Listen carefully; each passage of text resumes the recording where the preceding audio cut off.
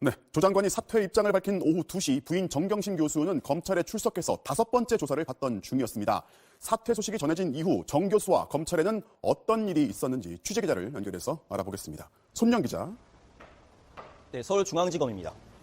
조 장관이 사퇴했다는 소식 검찰도 놀랐을 것 같은데 검찰 쪽 반응 나온 게 있습니까?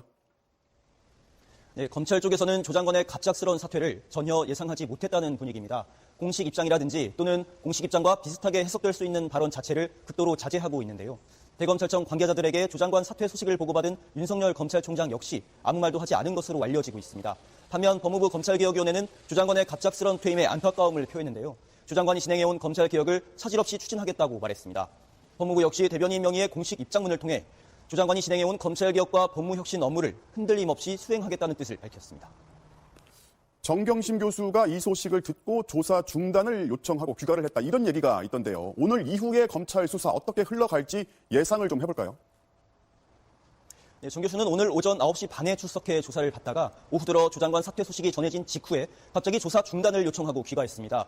이 때문에 정 교수가 사전에 남편의 사퇴 결정을 모르고 있다가 갑자기 소식을 접한 뒤에 충격을 받은 게 아니냐 이런 해석이 나오기도 했는데요. 변호인 측은 정 교수의 몸 상태가 갑자기 악화되면서 검찰 측과 협의를 통해 병원에 간 것이라고 밝혔습니다. 오늘 조사가 중단된 만큼 검찰은 한두 차례 더 정 교수를 부른 다음에서야 구속영장 청구 여부를 결정할 수 있을 것으로 관측됩니다. 조 장관의 사퇴가 정 교수에 대한 구속영장 청구 여부에 큰 영향을 주진 않을 거라는 관측이 우세하지만 정 교수의 건강 상태 그리고 기각됐을 때의 부담 때문에 검찰의 고민은 계속될 것으로 보입니다. 다만 앞으로 조 장관 본인을 조사해야 할 경우에는 검찰 입장에선 조금 더 부담이 없는 상황에서 조사를 진행할 수 있을 것으로 보입니다. 지금까지 서울중앙지검에서 전해드렸습니다. 오늘 아침 9시쯤 조 장관 부인 정경심 교수를 다시 불러 조사를 이어가고 있습니다. 이번이 4번째 소환 조사입니다. 오늘도 정 교수는 외부 노출을 피해 지하주차장으로 출석한 것으로 전해졌습니다. 심야 조사를 폐지한다는 검찰 개혁 방안에 따라 오늘 조사는 밤 9시를 넘기지 않겠지만 조사 열람 시간이 길어질 경우 정 교수 귀가 시간은 더 늦어질 수도 있을 것으로 보입니다. 검찰은 정 교수가 사모펀드 운영에 깊이 관여했다는 혐의와 함께 정 교수 노트북의 행방을 찾는 데 집중하고 있습니다. 앞서 검찰은 조 장관 일가 자산을 관리해준 증권사 직원 김경록 씨가 정 교수에게 노트북을 전해줬다는 진술과 함께 관련 CCTV 화면도 확보했지만 정 교수는 관련 사실을 부인했다고 밝혔습니다. 검찰은 정 교수가 오늘까지 4차례 소환 조사를 받은 점 등을 고려해 다음 주쯤 구속영장을 청구하는 방안을 신중히 검토할 것으로 보입니다. 검찰은 또 웅동학원 채용 비리 의혹과 관련해 구속영장이 기각된 조 장관 동생에 대해서도 보강 수사를 진행한 뒤 영장을 재청구할 방침입니다. 네, 어제 윤 총장의 별장 접대 의혹 보도 이후에 파장이 컸는데 검찰과 또 당시 진상조사단 등이 모두 사실이 아니다 이렇게 밝혔죠? 네, 어제 한겨레 21일 보도가 나온 직후에 대검찰청을 비롯해 당시 진상조사단과 검찰 수사단 등은 모두 해당 보도가 사실이 아니라고 밝혔습니다. 한겨레 21은 김학의 전 차관에게 성접대를 한 것으로 알려진 건설업자 윤중천 씨가 별장에서 윤 총장도 접대했다고 진술했지만 검찰 수사단이 사실 확인도 하지 않은 채 덮었다고 보도했습니다. 또 김학의 사건 재수사 과정을 잘 아는 3명 이상의 핵심 관계자를 취재했다고도 밝혔습니다. 이에 대해 대검찰청은 윤 총장이 윤 씨를 알지도 못하고 별장에 간 사실도 없다고 반박했습니다. 윤 총장 본인도 건설업자 별장에 드나들 정도로 대충 살지는 않았다고 말한 것으로 전해졌습니다. 당시 수사 단장을 맡았던 여환섭 대구지검장은 진상조사단이 외부에서 윤중천 씨를 면담한 보고서에 윤석열이라는 이름이 등장하긴 하지만 만난 적이 있는 것도 같다는 애매한 표현만 있고 접대를 받았다는 진술은 아니라고 설명했습니다. 또 수첩이나 휴대전화 등에서 윤 총장 관련 자료가 전혀 발견되지 않고 윤 씨도 정식 조사에선 그렇게 말한 적이 없다고 부인해 수사를 진행할 근거가 없었다고 덧붙였습니다. 이와 관련해 당시 진상조사단에 참여했던 박준영 변호사는 조사단 활동이 마무리되기까지 누구도 단체 대화방 등에서 윤 총장에 대한 조사가 필요하다고 얘기한 적이 없다고 밝혔습니다. 그러면서 당시 조사단원이 지금 와서 윤 총장 관련 내용을 언론에 제보했다면 현재 검찰 수사를 반대하기 위한 정치적 이해관계에 따른 것으로 보인다고 주장했습니다. 윤 총장 임명 당시 청와대 민정수석으로 인사 검증을 담당했던 조국 장관도 보도 내용을 점검했지만 사실이 아니라고 판단했다고 밝혔습니다. 윤 총장은 보도가 나온 당일 한겨레 20일 기자 등을 명예훼손 혐의로 고소하고 민사상 책임도 끝까지 묻겠다고 밝혔습니다. 지금까지 서울중앙지검에서 YTN 전준영입니다.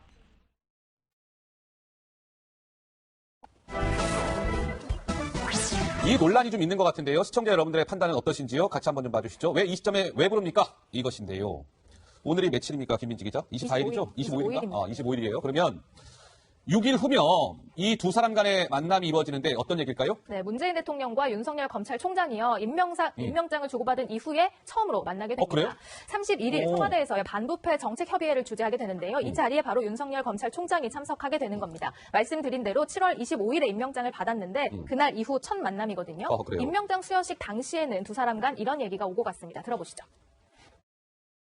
우리 이제 윤 총장님은 이 권력형 비리에 대해서 정말 권력에 휘둘리지 않고 또 권력의 눈치도 보지 않고 사람에 충성하지 않는 그런 자세로 아주 엄정하게 이렇게 처리해서 국민들 희망을 이렇게 이제 받으셨는데, 청와대든 또는 뭐 정부든 또는 뭐 집권 여당이든 만에 하나 권력형 비리가 있다면 그 점에 대해서는 정말 이렇게 엄정한 그런 자세로 이렇게 임해 주시기를 바라고요. 어깨가 무겁고 막중한 책임감을 느낍니다. 늘 어떤 원칙에 입각해서 마음을 비우고 이렇게 한 발 한 발 걸어 나가겠습니다. 그런데 이제 6일 후에 있을 이 두 사람 간의 만남과 관련해서 만나는 건 좋은데 하필 시점이 좀 그렇습니다. 자유한국당의 주장은 이런 것 같아요. 지금 정경심 교수가 구속이 되어 있고 조 전 장관도 소환 조사가 유력시 되는 상황에서 이 지금 조 전 장관 일가 수사를 이끌고 있는 검찰총장을 청와대로 부르는 것 자체가 좀 부적절하다. 이것이 자칫 잘못하면 수사 압박으로 비춰지지 않겠느냐라는 게 자유한국당의 주장인 것 같은데요. 먼저 하 국장 생각은 좀 어떠세요? 저는 이게 이제 반부패 정책 협의잖아요. 그러니까 검찰이라고 하는 건 경찰하고 같이 우리나라에서 특히 이 고위직에 대한 비리를 척결하는 아주 대표적인 기관이 검찰인데 검찰을 빼고 하는 게 맞냐? 그렇다고 생각진 않아요. 검찰을 당연히 넣는 게 맞는 것 같고.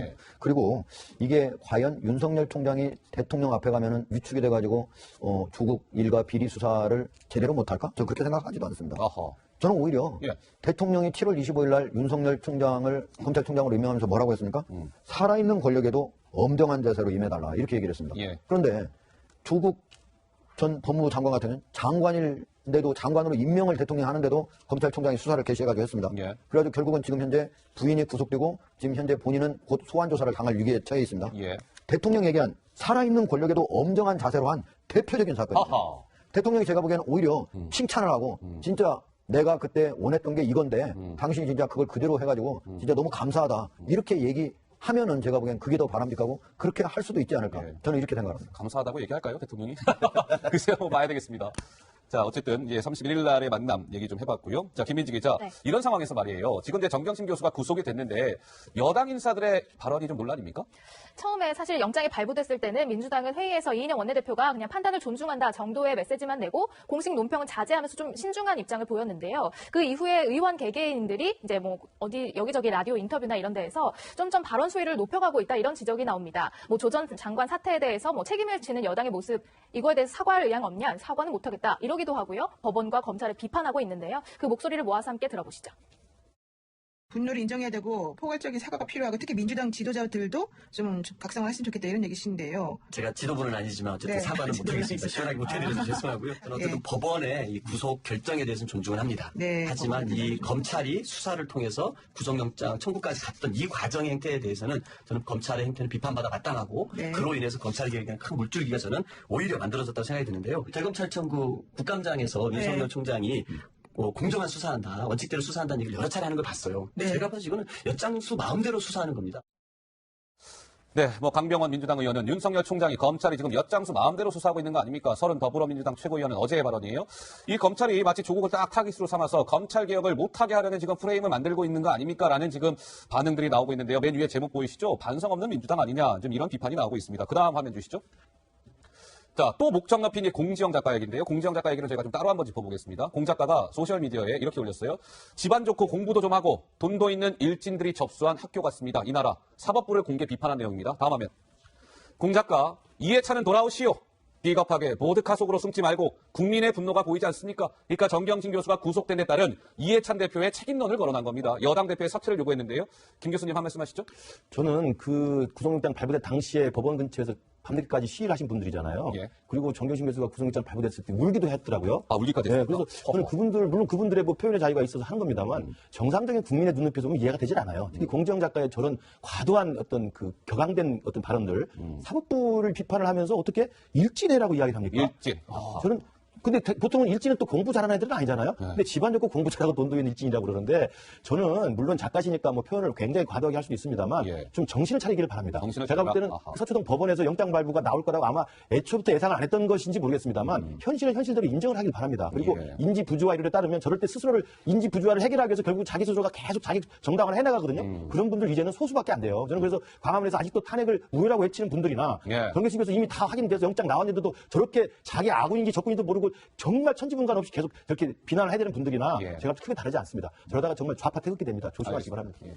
자, 김민지 기자. 네. 그러니까 조국 전 장관을 지지하는 분들이 계시잖아요. 근데 이분들의 행동이 좀 도마 위에 올랐다는데 무슨 내용입니까? 일단 그 정경심 교수의 구속영장이 발부되는 날, 또 심사 당일, 그리고 발부 이후에도 법원 근처에서 계속해서 집회를 이어갔던 사람들이 있습니다. 검찰과 법원을 동시에 비판하는데요. 비판 수위를 높이면서 이런 모습을 보였는데요. 그 영상이 준비되어 있습니다.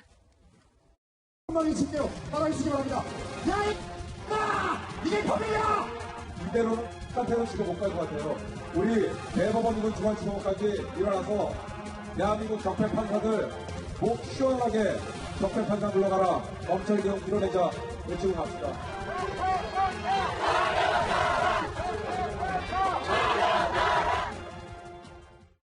이른바 조국 전 장관 가족의 지지자들이요.